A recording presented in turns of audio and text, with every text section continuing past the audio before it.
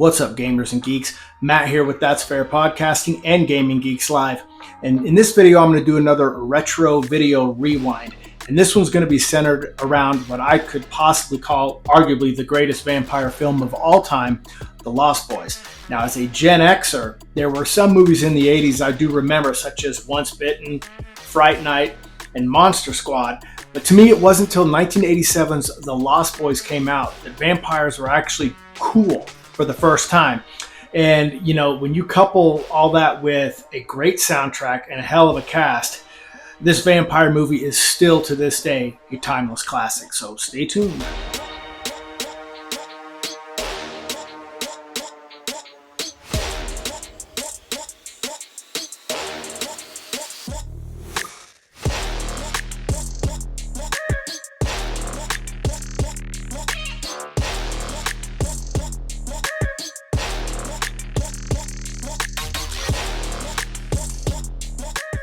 A lot of vampire movies, even nowadays, haven't really captured the glitz and the glory that I feel like that The Lost Boys captured when I was a kid. Of course, at that time, I was 15 years old when that movie came out. And to me, it is still such a fun movie to watch with such a badass cast. And again, some of the best motion picture soundtrack music. Some of it might even be in my iTunes list. Guilty. But if you are new here, please feel free to subscribe to That's Fair Podcasting or Gaming Geeks Live. Maybe like our video, help us in that algorithm. And for all of you who've jumped onto That's Fair Podcasting subscriber-wise, thank you so much.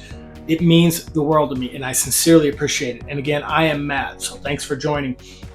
But Salem's Lot, when I was a real little kid, that's like a late 70s movie with David Soul.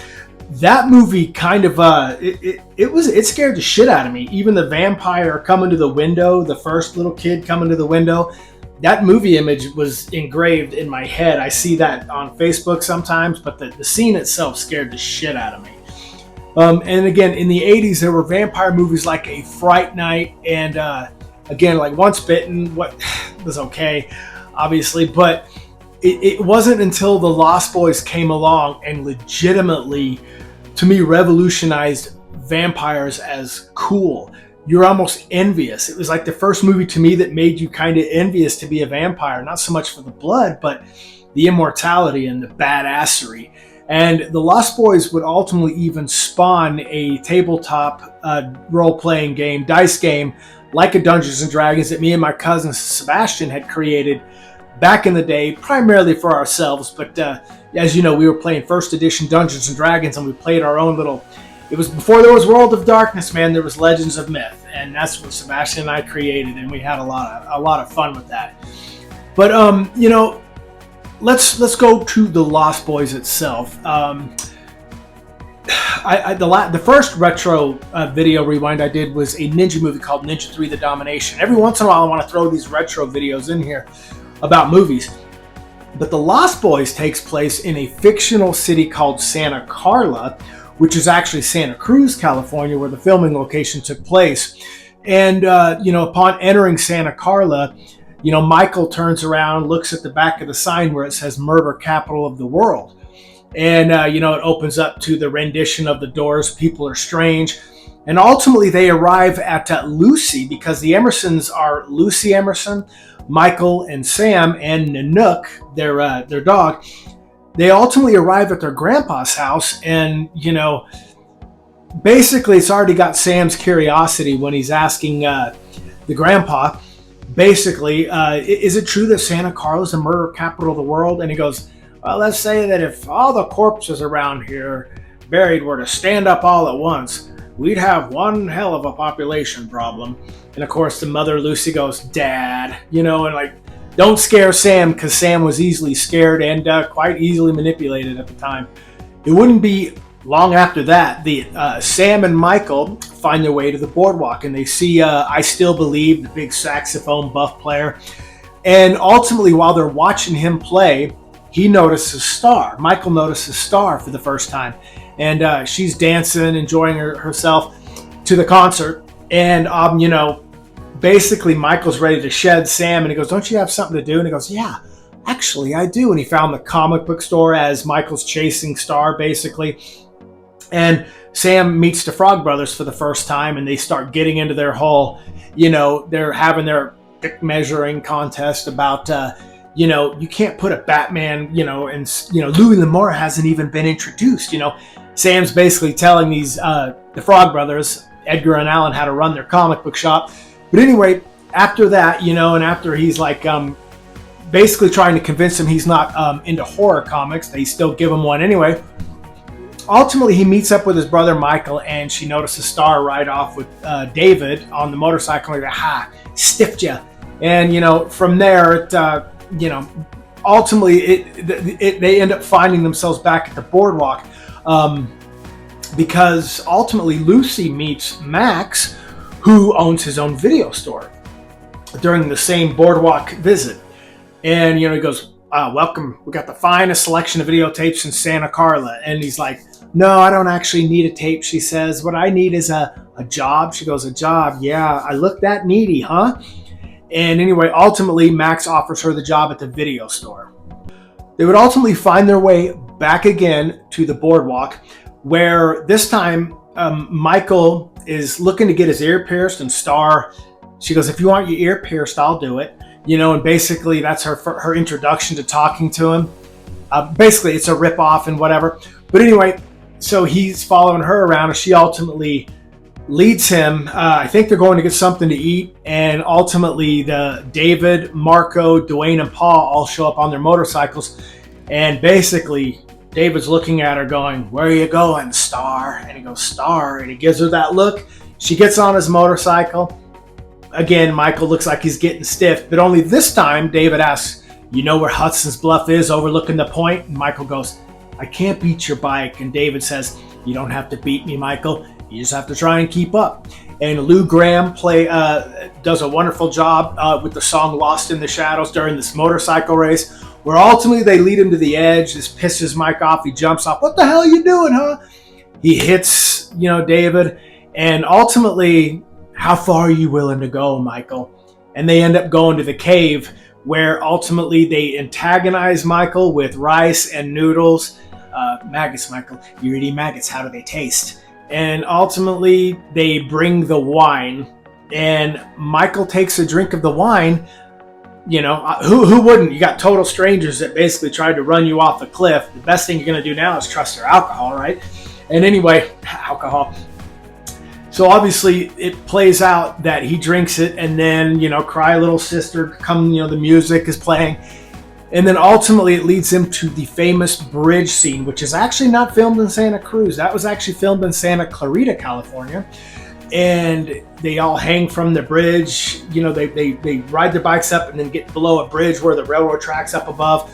And they're all hanging. And then as the bridge comes over, each of them start dropping one by one. And Michael's freaking out. He's not sure what's going on.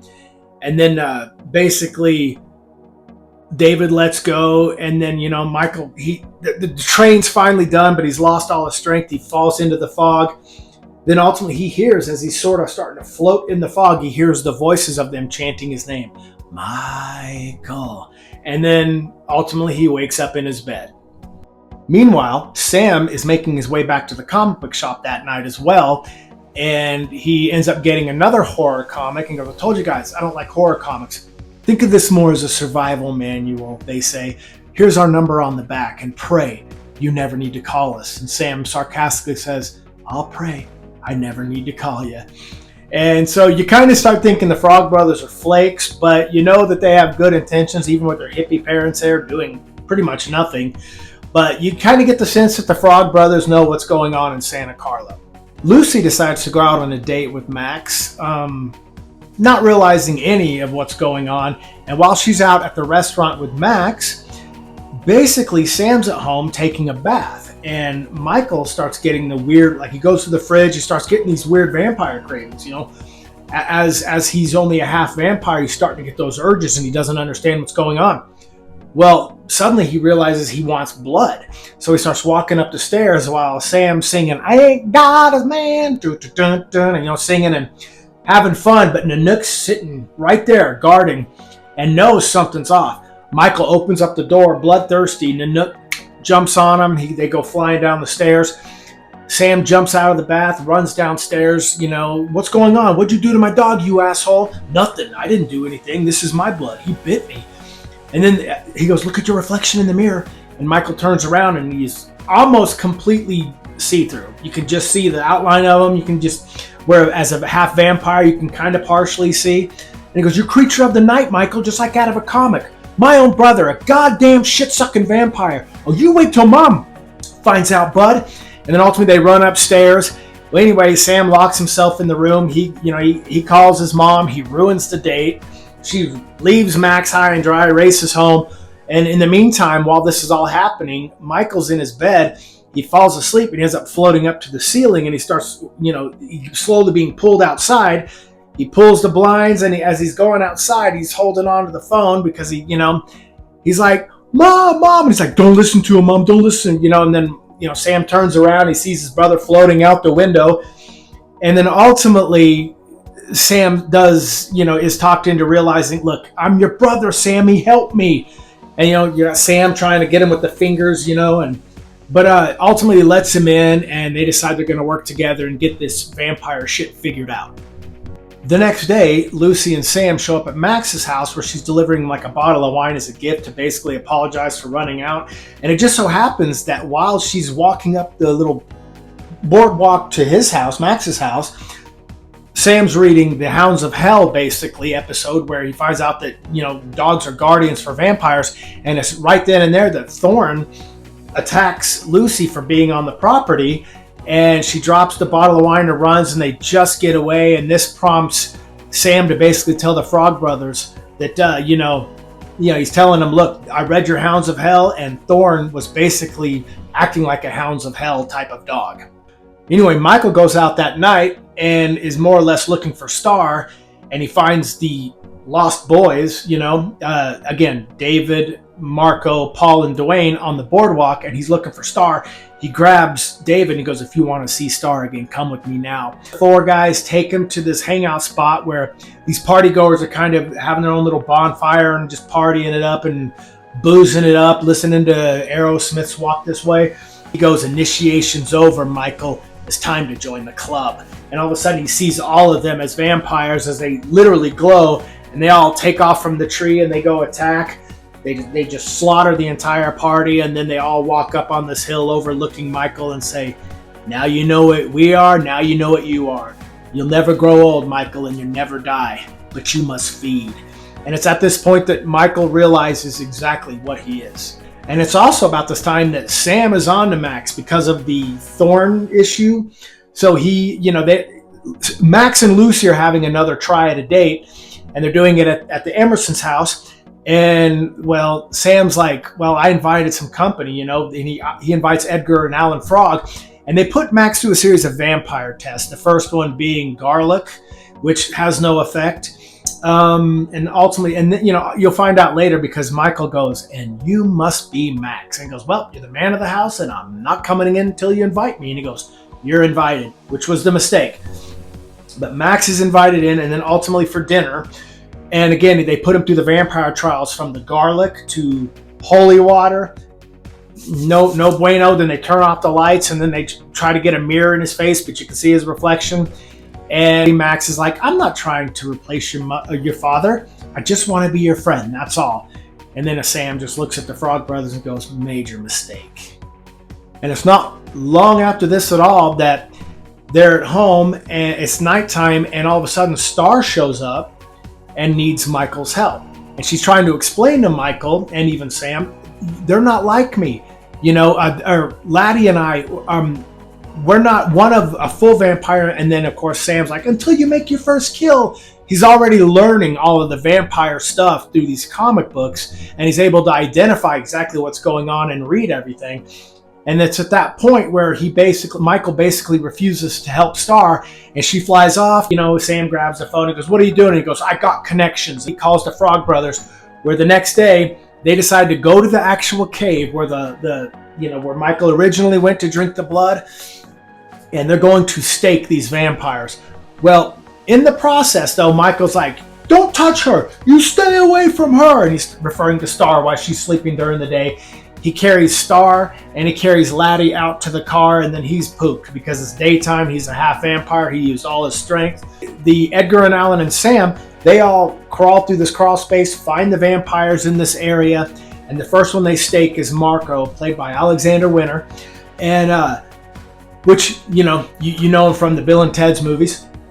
But they stake him, and then all of a sudden they get the blood all over him, and all the other vampires wake up. And they get the fuck out of the cave. Sam's trying to explain to his mom at the video store. She doesn't believe him, chalking it up to a kid being a kid. And then the final battle ensues, where you have the three vampires, David, Paul, and Dwayne, all are heading to the Emerson's house for the final battle at night, where they want blood for the death of Marco, of course. And as you know, Edgar and Alan and Sam, they all prepare. They fill up the bathtub with garlic and holy water, filling their water guns up with that holy water, which was genius if you think about it. It ends up with, we'll start with Dwayne, played by Billy Wirth, who ends up being death by stereo. He ends up knocking Michael out and then attacking Sam. And then Sam gets his bow and arrow, misses him the first time, and that's when you hear the famous "miss sucker." And he goes, "Only once, pal." And then Sam gets him again, gets him the arrow, and he drives him into the stereo and electrocutes him and sort of blows his head up. And the first one's gone. Now, Paul comes along, and he ends up being in the bedroom right when Edgar and Alan decided, "I say we terminate them right now," with Star and Laddie. They run, and as they run in a circle, Paul's right there. Paul attacks them, slapping shit out of their hands, their water guns and stakes. And he, goes, "You killed Marco." And he goes, "Yeah, you're next." He goes, "Garlic don't work, boys." When he's looking at the bathtub, and he goes, "Try holy water, death breath." They splash water on him, and all of a sudden his face is all jacked up from the holy water. And before he can attack, Nanook comes in, jumps on him, knocks him into the holy water with the garlic. Paul, played by, not Alexander Winter, I don't remember. But anyway, he passed away, I believe, not too long ago. And now I feel bad that I don't remember his name, but I'll have it written up here above me. But anyway, so he passes, that vampire meets his demise, and what's left is David versus Michael. And, of course, David's attacking from the shadows, going, "We tried to make you immortal." And Michael screams, "You tried to make me a killer!" And all of a sudden, out of the shadows, he hits him, Michael, and then blood's dripping, and Michael suddenly turns. Then they have that aerial fight where they're wrestling around. And then ultimately, Michael ends up picking him up and impaling him on what looked to be some kind of big horns or antlers, giving it David's demise. But for some reason, Michael wasn't able to turn human again until Max shows up with Lucy. They see the house in total shambles. And then it's right then and there that they realize Max is the vampire, because he goes, "Wait, you passed all the tests." And Max goes, "Never invite a vampire in your house, you silly boy. It renders you powerless." And then Sam looks at the Frog Brothers. "Did you know that?" And Edgar's like, "Of course, everybody knows that." They had no clue. It was hilarious. Michael says, "I didn't invite you this time, Max." They end up getting into a little bit of a scuffle. He kind of tosses Mike aside because he is the master vampire, but it's just then Grandpa on one of his many nightly trips, which I was always kind of wondered about him, because he always, it always makes you wonder what was in those bottles he was drinking. No one touches the second shelf but me. But anyway, he shows up with these logs that are spiked. You saw him previously in the movie putting posts in. Well, backs into the house, and one of those goes right through Max. The vampires, at least that menace, out of Santa Carla. And then at the very end, the grandpa basically says, how does he put it? He goes, "One thing about living in Santa Carla I never could stomach. All the damn vampires." And then, of course, that's the end of the movie. And it was such a good movie. I know I kind of had to give you that little retro rewind, of course, but it was such a good cast. It was a great movie. You had the Coreys in it. The Coreys were huge in the 80s. Rest in peace to Corey Haim. Rest in peace to a lot of people in that movie. Something, I don't remember his name. Again, I'll give you Paul's name. It's been a while, but you had a lot of people in there. Guy that played Max is gone. Grandpa's gone. Again, Corey Haim, and you have Paul. But anyway, guys, it's the rewatch on this movie is extremely high. It's a very entertaining movie. It's definitely one of my favorite classic 80s movies. I still to this day can fire it up and it gives me that nostalgia, man. And I'm telling you, to me, I give that an A plus. You had Greg Cannon, who did the vampire effects. He did a great job. I believe the director was Joel Schumacher. Just a wonderful, wonderful movie. And to this day, it is a cult classic and it stood the test of time. But anyway, guys, thank you so much for listening to this retro rewind pointless video. Again, please feel free to subscribe to either channel you're watching this on, That's Fair Podcasting or Gaming Geeks Live.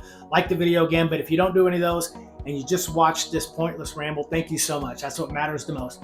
And to you gamers and geeks out there, all love to you, and I'm outro.